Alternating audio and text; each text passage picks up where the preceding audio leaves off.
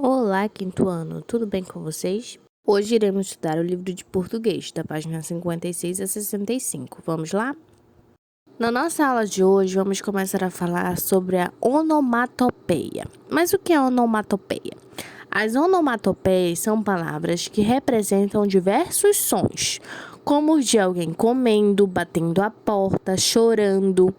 Nas HQs, que são as histórias em quadrinhos, nas quais os textos escritos são curtos, as onomatopeias ajudam a compor as ações das histórias, as ações dos personagens, tá?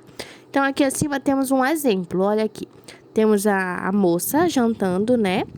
E tem acima dela o som, nhaque, nhaque, nhaque. Então, esse som é representando como ela estivesse comendo, mastigando o alimento. Então, isso é uma onomatopeia.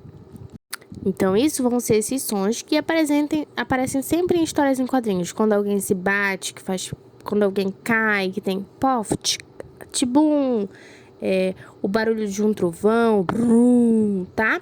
Então, nisso, vocês irão criar as onomatopeias aqui para as cenas abaixo. Então, aqui temos os barulhos de um trovão, um rapaz fazendo exercício, alguém caindo na água e dois amigos jogando futebol. Então, vocês irão colocar sons a essas imagens, tá?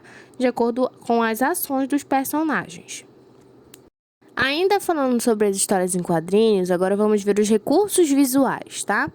Em HQs, é comum o uso de alguns recursos visuais para indicar movimento aos personagens. Circule nas linhas das imagens a seguir e identifique o movimento representado. Então, aqui o rapaz, né, tá? Nham, nham, olha a onomatopeia. E ao lado dele tem tracinhos, né? Que representam que ele está mastigando, é o movimento da bochecha. Aqui embaixo, ele tá cuspindo. Então, tem tracinhos saindo da boca dele. E aqui abaixo, temos aqui ele caindo, né? Desmaiando. E acima dele tem uns desenhinhos assim, representando que ele está caindo. Então, tudo isso são recursos visuais que vão estar ajudando a dar movimento nas histórias em quadrinhos. Então, ao lado, vocês irão escrever que cada desenho está representando, tá bom? Aqui na nossa página 58, já temos uma outra história em quadrinhos, né? Que vocês estarão realizando a leitura. O nome dessa história em quadrinhos é a Aula de Canto, tá bom? Ela é uma história do autor João Marcos, que nasceu em Ipatinga, Minas Gerais, que foi professor e também chargista, ilustrador e roteirista dos estúdios de Maurício de Souza. Maurício de Souza, né, que é o criador da Turma da Mônica. Então, após vocês realizarem a leitura, né, da história em quadrinhos, vocês irão para as atividades da página 59, que vai ser uma interpretação de texto, né, sobre a historinha lida, e a página 60, tá bem? Agora, aqui na página 61, vamos falar um pouquinho sobre narração. Nas HQs, as histórias em quadrinhos, a sequência das imagens com ou sem texto escrito forma uma narrativa, ou seja, uma história, né? Em que os personagens praticam ações. O texto narrativo, isto é, aquele que conta uma história em geral, é organizado em situação inicial, que vai ser a apresentação da história, tá? Um conflito, que vai acontecer no meio da história, um clímax, que vai ser o desenvolver desse conflito, e um desfecho, que vai ser, assim, o final da história.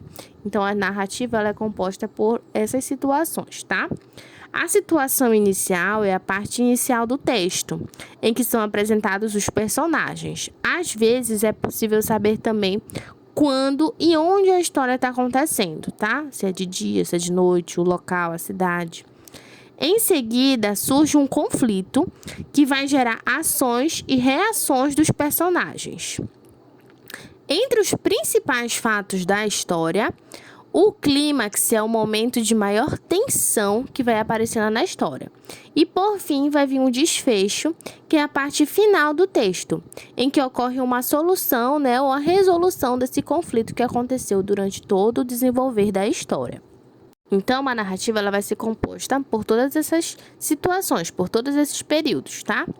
Aqui na 12, vocês irão identificar qual foi a situação inicial e o conflito lá da história em quadrinhos, tá? Da aula de canto. Qual foi a situação inicial e qual foi esse conflito que apareceu logo lá de início. Depois, na 13, vocês vão me dizer qual foi o fator clímax e o final, a conclusão que aconteceu no final dessa história, tá? E onde na 14, né, vocês vão dizer onde que ocorreram todas essas ações da narrativa. Se foi numa casa, se foi num quarto, se foi de dia, se foi de noite. E já aqui na página 62 e 63, vocês irão recriar essa historinha lá da história da aula de canto, tá?